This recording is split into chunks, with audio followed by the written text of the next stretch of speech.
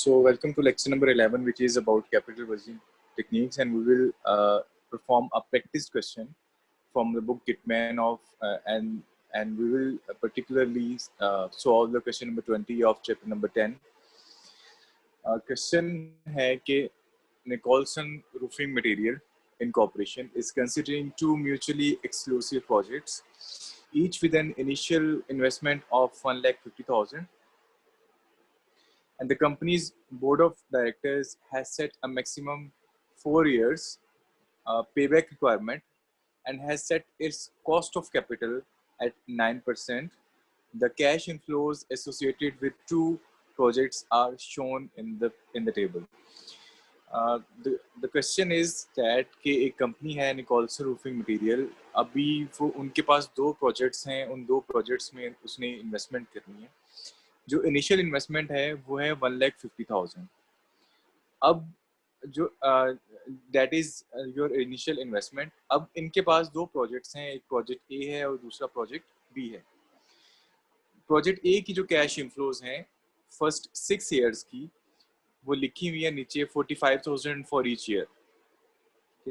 और जो project B की कैश फ्लोज हैं वो है 71,000 फर्स्ट ईयर में, 60,000 सेकेंड ईयर में, 30,000 थर्ड ईयर में, and then fourth, fifth and 6 years में 30,000.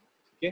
तो प्रोजेक्ट ए जो है this represents the even cash inflows. Even cash inflows के इनमें जो कैश इनफ्लोज हैं वो एक जैसी हैं, और प्रोजेक्ट बी जो है that represents uneven cash flows. इनमें कैश फ्लोज एक जैसी नहीं है. अब क्वेश्चन के अंदर उन्होंने कुछ एडिशनल इंफॉर्मेशन दी हुई है जिसमें The company's board of directors has set a maximum 4 years payback requirement. इसका मतलब है कि 4 years payback requirement का मतलब है कि उन्होंने जितनी इनिशियल इन्वेस्टमेंट की है which is 1,50,000 उनको 4 years में रिकवर्ड चाहिए. okay?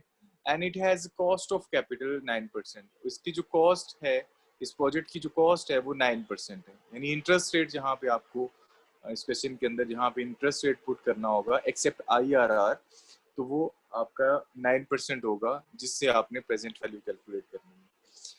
ठीक है. रिक्वायरमेंट क्या है? रिक्वायरमेंट देखते हैं. Calculate the paid back period for each project. Calculate the net present value of each project at 9%. Drive the IRR of each project. Rank the projects by each of the technique used. Make and justify a recommendation. इसमें तीन चीज़ें आपने find करनी है. एक payback period, दूसरा net present value, तीसरा internal rate of return, और लास्ट पे आपने इसकी एग्जेक्टिव समरी देनी है और उसमें आपने बताना है कि आप कौन सा प्रोजेक्ट और किस वजह से आप उसको एक्सेप्ट करोगे. तो सबसे पहले हम फाइंड करते हैं पेबैक पीरियड प्रोजेक्ट ए की. प्रोजेक्ट ए में जो इनिशियल इन्वेस्टमेंट है वो 1,50,000 है और आगे देखें तो इवन कैश फ्लोज हैं 6 ईयर्स तक. तो ऐसा प्रोजेक्ट जिसमें कैश फ्लोज आपकी इवन होती है वहाँ पे पेबैक पीरियड का सिंपल सा फॉर्मूला होता है initial cash outflow divided by cash inflows. Cash outflow है 1,50,000 और कैश इनफ्लो है 45,000 और इसको इससे डिवाइड करें तो 3.33 ईयर्स पेबैक पीरियड है. पेबैक पीरियड का मतलब है कि 1,50,000 आपका इस प्रोजेक्ट का 3.33 ईयर्स में रिकवर हो जाएगा. अब इसको एक्सेप्ट करेंगे या रिजेक्ट करेंगे ये डिपेंड करता है कि मैनेजमेंट ने criteria, maximum criteria payback period का कितना रखा हुआ है. तो क्वेश्चन के स्टार्ट में उन्होंने कहा था कि the maximum criteria for board of directors is 4 years. अब आई हैव टोल्ड यू कि इस पेबैक पीरियड की बेस पे प्रोजेक्ट ए को हम एक्सेप्ट करेंगे या नहीं करेंगे. Should this project be accepted और not? Yes, the firm will receive back the initial cash outlay in less than 4 years. क्योंकि इनकी जो रिकवरी है वो 4 years से पहले हो जाएगी. तो इस वजह से हम पे बैक पीरियड इसका प्रोजेक्ट ए का अगर हमने इसको एक्सेप्ट करना है तो प्रोजेक्ट ए को हम एक्सेप्ट करेंगे क्योंकि मैनेजमेंट चाहती थी कि 4 years में रिकवर हो, लेकिन इस प्रोजेक्ट की जो रिकवरी है वो 3.3 years में हो रही है. नाउ सेकेंड प्रोजेक्ट देखते हैं, प्रोजेक्ट बी, और उसका सोल्यूशन देखते हैं. प्रोजेक्ट बी है और इसकी जो इनिशियल कैश इनफ्लोज हैं वो है 1,50,000 और नेक्स्ट फर्स्ट ईयर की 75,000, देन 60,000, देन 30,000, देन 30,000. हमने क्या करना है कि हमने इसकी क्यूमुलेटिव कैश इनफ्लो कैलकुलेट करनी है. क्यूमुलेटिव कैश इनफ्लो क्या होगी? इस साल की cash inflow plus previous years की कैश इनफ्लो, उसको हम उस साल की क्यूमुलेटिव कैश इनफ्लो कहेंगे। फर्स्ट ईयर की 75,000 है, सेकंड ईयर की 1,35,000 है। ये कैसे आया? 75,000 में 60,000 प्लस करें तो 1,35,000 होगा, और थर्ड ईयर की 1,65,000 होगी। ये कैसे होगा? ये पिछले पिछले आप 3 सालों की, यानी 75 प्लस 60 प्लस 30, इन तीनों को प्लस करें तो आंसर आएगा 1,65,000 एंड सो ऑन। इनकी जो क्यूमुलेटिव कैश इनफ्लोज हैं वो मैंने कैलकुलेट कर दी हुई है। अब इसका जो फॉर्मूला है, जब अनइवन कैश फ्लोज होती हैं तो उसका फॉर्मूला मैंने आपको बताया था, pay back period is equal to A plus B minus C over D. अब यहाँ से हमने A B C D identify करने हैं। ए मैंने आपको कहा था कि जो आपकी इनिशियल कैश इनफ्लो है वो है 1,50,000, ये आपने रिकवर करनी है।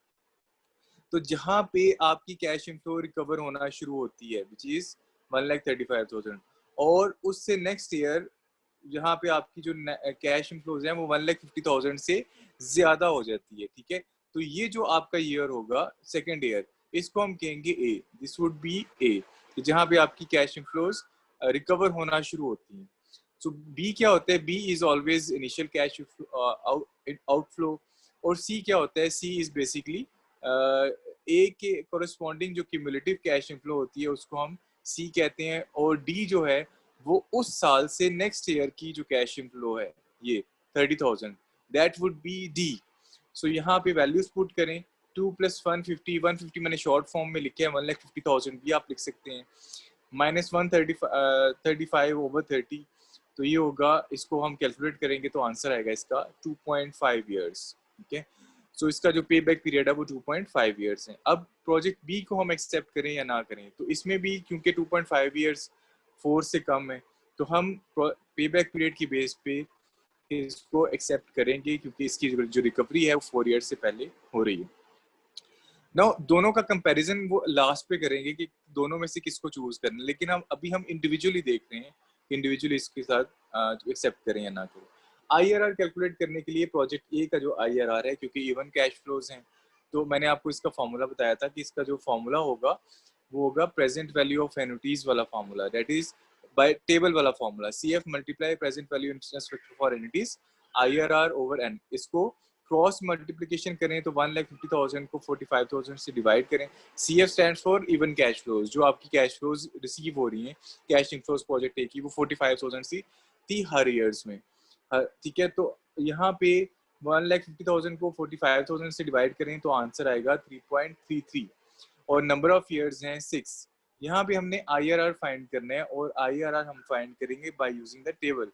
टेबल में कैसे फाइंड करेंगे? जब आपके पास टेबल होगा तो वहाँ पे आपने लोकेट करना है, नंबर ऑफ ईयर्स आपने देखने 6, और नंबर ऑफ ईयर्स के आगे चलते जाएंगे और वहाँ पे आपको ये जो जहाँ पे आपको 3.3 या इससे क्लोजेस्ट वैल्यू नजर आएगी, ठीक है। Find the interest rate IRR by using the financial table under n is equal to 6 and try to locate the factor closest to 3.33। तो 3.33 से क्लोजेस्ट जो फैक्टर है आपको वहाँ जहाँ पे नजर आएगा उससे कोरस्पॉन्डिंग जो इंटरेस्ट रेट होगा that would be the IRR। तो यहाँ पे हमने टेबल से जब फाइंड किया तो by table the interest internal rate of return is 20%।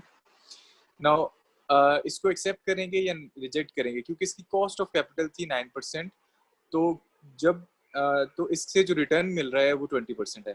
तो yes, the firm will accept this project because the firm will receive 20% for each dollar invested in this project at a cost of 9%। तो यहाँ पे जो internal rate of return है is greater than hurdle rate, तो 9% से ज्यादा है, तो इस वजह से हम प्रोजेक्ट ए को एक्सेप्ट करेंगे। प्रोजेक्ट बी के लिए जो इंटरनल रेट ऑफ रिटर्न है वो फाइंड करने के लिए हम hit and trial method use करते हैं, ठीक है। हिट एंड ट्रायल मेथड क्या होता है कि हर कैश फ्लो की अलग अलग से प्रेजेंट वैल्यू कैलकुलेट करते हैं। फॉर एग्जांपल 75,000 को 1 plus internal rate of return raise to the power I, second year की जो कैश इनफ्लोज हैं वो 60,000 है, इसी तरह थर्ड ईयर की 30,000, देन फोर्थ ईयर की, देन फिफ्थ ईयर की, देन सिक्स्थ ईयर की। सो हम यहाँ पे क्या करते हैं कि हम IRR यहाँ पे वो इंटरेस्ट रेट पुट करते हैं कि जिस इंटरेस्ट रेट पे जब हम इनकी प्रेजेंट वैल्यू कैलकुलेट करें तो 1,50,000 के इक्वल आए, ठीक है। नीचे मैंने लिखा हुआ है find the interest rate IRR that causes the discounted cash flows to equal 1,50,000, ठीक है। तो वो इंटरेस्ट है, तो यहाँ पे हम hit and trial method use करते हैं बिल्कुल इसी तरह से जिस तरह हमने यील्ड टू मैच्योरिटी में यूज किया था।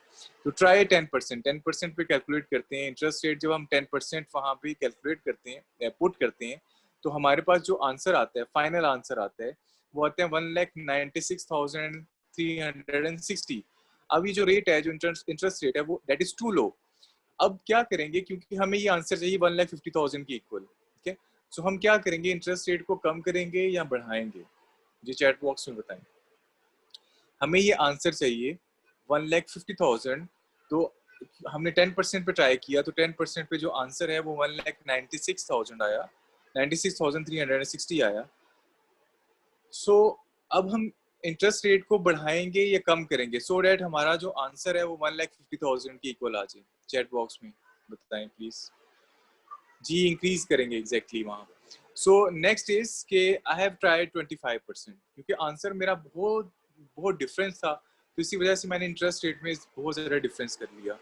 तो अब यहाँ पे जब मैंने 25% पे इसको कैलकुलेट किया, तो 25% पे जो आंसर आया वो 1,43,743, जो कि 1,50,000 से कम है। तो ये जो रेट है वो कम है। तो इसका मतलब है कि एक आपके पास आंसर आता है 25% पे, जो कि 1,50,000 से कम है, विच इज 1,43,743, और एक है जी 10%, और यहाँ पे जो आंसर आया वो 1,96,360। तो इसका मतलब है कि जो इंटरनल रेट ऑफ रिटर्न जिसकी हम कैलकुलेशंस कर रहे हैं, तो वो दैट लाइज बिटवीन 10% एंड 25%। तो इसको हम कहेंगे हायर इंटरेस्ट रेट, इसको हम कहेंगे present value at higher interest rate, that would be the lower interest rate IL, and that would be the present value of at lower interest rate PL. Now the IRR lies between them. What we will do, अब हम क्या करेंगे, कौन सी technique use करेंगे, कौन सा method use करेंगे, मुझे चैट बॉक्स में बताएं। दोनों वैल्यूज के दरमियान एक मिसिंग वैल्यू फाइंड करनी है, तो हम फॉर्मूला कौन सा यूज करेंगे, एनीवन रिमेंबर इट? क्या टेक्निक यूज करते हैं, finding the missing value. YTM नहीं, यहाँ पे हम IRR कैलकुलेट कर रहे हैं। Exactly Mohammad Afzal, interpolation. तो we will use interpolation. Interpolation is finding a missing value between two given values. तो इंटरपोलेशन का फॉर्मूला सेम वही है जो हमने IRR YTM में यूज किया था। सो यहाँ पे याद रखें कि YTM is different, IRR is different. YTM is for bond and IRR is for the project evaluation. Calculation same है, लेकिन यहाँ पे जो कंसेप्ट्स हैं वो डिफरेंट है। सो IRR इंटरपोलेशन जो फॉर्मूला है वो सेम वही है। इनमें आप वैल्यूज पुट करें, और वैल्यूज पुट करेंगे तो फाइनल आंसर जो आपको रिसीव होगा that would be 22.71। So project B का जो IRR है वो 22.71 है।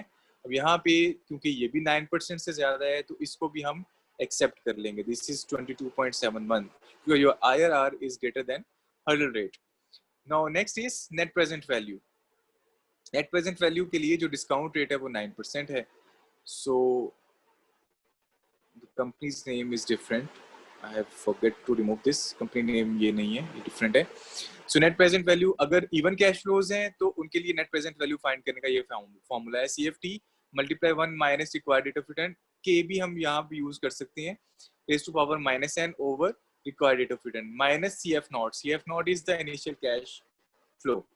सो जब हमने इसको सॉल्व किया बाय यूजिंग 9% इंटरेस्ट रेट और नंबर ऑफ ईयर 6 होंगे, CFT यहाँ पे 45,000 होगा।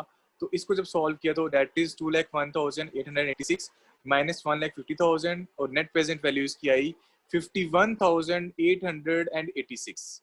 नाउ इसकी बेस पे, नेट प्रेजेंट वैल्यू की बेस पे हम प्रोजेक्ट को एक्सेप्ट करेंगे या नहीं करेंगे। क्या क्राइटेरिया मैंने कल बताया था आपको। Should we accept this or not? Anyone knows it?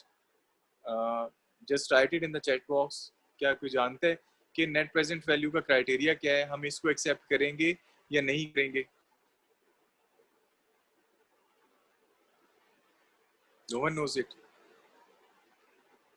Net investment आप कर रहे हैं 1,50,000, ठीक है, और जो आपको प्रेजेंट वैल्यू की फॉर्म में मिल रहा है वो है 2,01,886। जितनी इन्वेस्टमेंट कर रहे हैं उससे 51,886 डॉलर्स आपको ज्यादा मिल रहे हैं in the present for today, ठीक है। सो नेट प्रेजेंट वैल्यू मैंने बताया था कि अगर पॉजिटिव है तो हम इसको एक्सेप्ट करते हैं, ठीक है, एग्जैक्टली पॉजिटिव है तो एक्सेप्ट करेंगे। तो यहाँ पे yes the net present value is positive, this means that the project is increasing share holders wealth.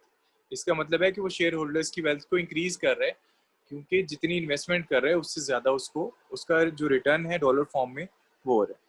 So next is the project B, उसकी उसकी हमने फाइंड करनी है नेट प्रेजेंट वैल्यू। तो उसमें हम क्या करेंगे कि उसमें चूंकि अनइवन कैश फ्लोज है, अनइवन कैश फ्लोज में क्या होता है कि आप हर ईयर की जो कैश इनफ्लो है उसकी अलग अलग से प्रेजेंट वैल्यू कैलकुलेट कर लेते हैं। फॉर एग्जांपल फर्स्ट ईयर की कैश फ्लो है 75,000, उसको डिवाइड करें 1+k या रिक्वायर्ड रेट ऑफ रिटर्न, ठीक है, k या रिक्वायर्ड रेट ऑफ रिटर्न, और रेज टू पावर 1 यहाँ पे रेज टू पावर 2 होगा, और 6 ईयर्स की आप अलग अलग से लिखकर, जितने साल की भी है, 10 साल की है तो 10 साल की कैश फ्लोज दी हुई है तो आपने 10 ईयर्स तक जाना है, ठीक है, और लास्ट पे आपने लिखना है माइनस इनिशियल कैश इनफ्लो, वो जो कि 1,50,000 है। इसको सॉल्व करें, तो सॉल्व करने के बाद इसकी मैं डिटेल कैलकुलेशंस नहीं कर रहा, वो आप बाद में खुद से कर सकते हैं। इसको सॉल्व करने के बाद जो नेट प्रेजेंट वैल्यू हमारे पास आई वो 51,112। सो नाउ अब बताएं कि प्रोजेक्ट बी को हम एक्सेप्ट करेंगे या नहीं करेंगे। This is very easy question. Should we accept the project B as well or not? Based upon the net present value. Net present value की बेस पे हम प्रोजेक्ट बी को एक्सेप्ट करेंगे या नहीं करेंगे? निशान also accept it exactly. Yes, the net present value is positive, क्योंकि ये पॉजिटिव है तो हम इसको एक्सेप्ट कर लेंगे। This means that it is increasing the share holders wealth, ये शेयर होल्डर्स वेल्थ की को इंक्रीज कर रहा है, ठीक है। अब नाउ अब इसकी जो समरी है, लास्ट का जो क्वेश्चन था, लास्ट जो आपका आंसर था ना, जो प्रोजेक्ट जो आपका लास्ट पॉइंट था कि आप इसको रैंक करें, तो इसकी एग्जेक्टिव समरी प्रोजेक्ट ए और बी की कुछ इस तरह से बनती है कि प्रोजेक्ट ए का पेबैक पीरियड हमने कैलकुलेट किया तो डेट वाज 3.33, और प्रोजेक्ट बी का पेबैक पीरियड हमने कैलकुलेट किया तो डेट वाज 2.5।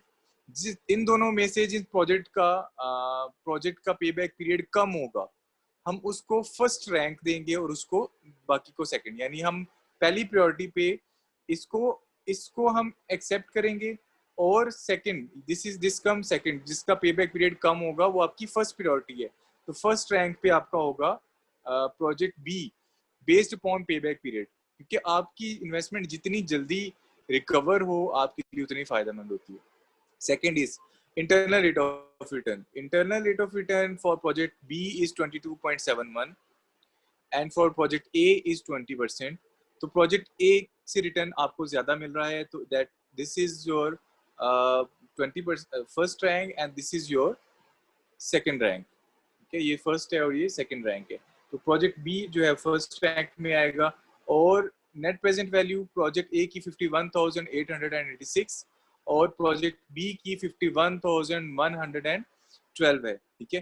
प्रोजेक्ट हाँ जो नेट प्रेजेंट वैल्यू है, net present value project A की ज्यादा है और प्रोजेक्ट बी की कम है, तो इस लिहाज से नेट प्रेजेंट वैल्यू के लिहाज से जो प्रोजेक्ट ए है वो फर्स्ट रैंक पे आएगा और जो प्रोजेक्ट बी है वो सेकंड रैंक पे आएगा। तो यहाँ पे इसलिए मैंने लिखा हुआ है कि फर्स्ट रैंक में प्रोजेक्ट ए आता है।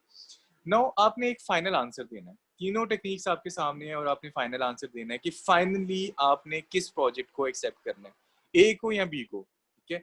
अगर आप दो टेक्निक्स देखें, पेबैक पीरियड और इंटरनल रेट ऑफ रिटर्न, वो कह रही है कि आप प्रोजेक्ट बी को एक्सेप्ट करें, लेकिन अगर आप नेट प्रेजेंट वैल्यू देखें तो वो टेक्निक बता रही है आपको कि आप प्रोजेक्ट ए को एक्सेप्ट करें।